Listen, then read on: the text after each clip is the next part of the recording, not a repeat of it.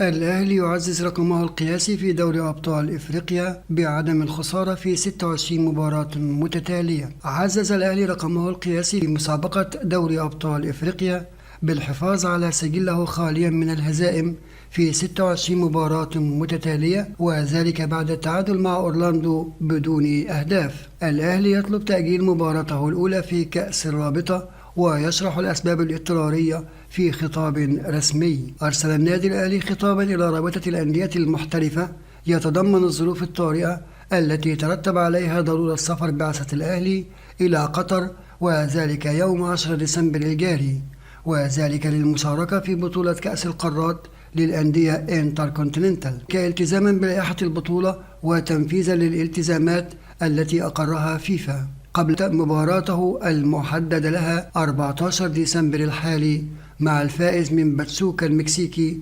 وبوتوفاغو البرازيلي. بعد التعادل سلبيا أمام أورلاندو، الأهلي وكولر يفشلان في حل عقدة عدم الفوز بجنوب إفريقيا. خرج الأهلي بنتيجة التعادل السلبي أمام مضيفه فريق أورلاندو في المباراة التي أقيمت على ملعب الأخير ضمن مواجهات الجولة الثانية من دوري أبطال إفريقيا، ليفشل الأهلي في كسر حاجز عدم الفوز في جنوب إفريقيا للمباراة الخامسة عشر في كافة المسابقات الإفريقية، حيث خاض الأهلي 14 مباراة سابقة قبل مباراة اليوم على ملاعب جنوب إفريقيا. خسر في 6 مباريات وتعادل في 8 مباريات. سجل الأهلي 8 أهداف واستقبل 20 هدفا. كولر: خضنا مباراة أورلاندو لتحقيق الفوز واللاعبون تأثروا بالظروف المناخية الصعبة. أكد مارسيل كولر المدير الفني للفريق الأول كرة القدم بالنادي الأهلي أن الأهلي حصد نقطة مرضية بعد التعادل مع فريق أورلاندو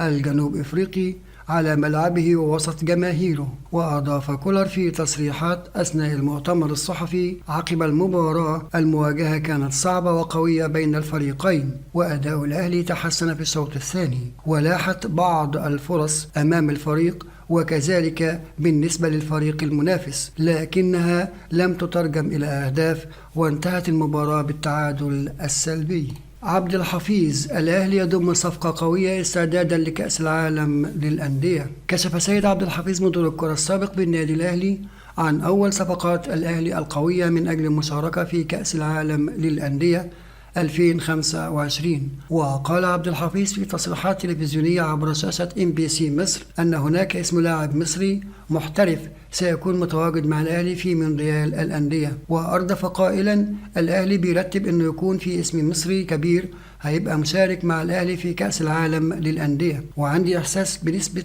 90% أن محمود حسن تريزيجيه لاعب الريان القطري هيبقى موجود. وأضاف أيضا النادي الأهلي أصبح عنده خبرات كبيرة في بطولة كأس العالم للأندية منذ مشاركته الثانية في عام 2006 وحصوله على المركز الثالث والبرونزية، مشيرا إلى أن الأهلي عنده حظ كبير قوي أنه وقع في مجموعة سهلة، ولكن في ضغط كبير على الأهلي بسبب مشاركته أمام انتر ميامي البلد المضيف وفي وجود ليونيل ميسي. بعثة الأهلي تتوجه إلى مطار جوهانسبرج في رحلة العودة إلى القاهرة. غادرت منذ قليل بعثة فريق الأهلي ملعب أورلاندو متوجهة إلى مطار جوهانسبرج لبدء رحلة العودة إلى القاهرة عقب التعادل مع أورلاندو الجنوب إفريقي بدون أهداف في المباراة التي جمعتهما مساء أمس السبت ضمن منافسات الجولة الثانية من دور المجموعات لبطولة دوري أبطال إفريقيا. موعد مباراة الأهلي القادمة بعد التعادل مع أورلاندو. الأهلي واجه أورلاندو على ملعبه في جنوب أفريقيا ضمن مباريات الجولة الثانية من منافسات المجموعة الثالثة للبطولة الإفريقية، ومن المقرر أن يستهل الأهلي مشواره في بطولة كأس الرابطة المصرية في المباراة القادمة له بعدما انتهى من مواجهة الفريق الجنوب إفريقي أورلاندو.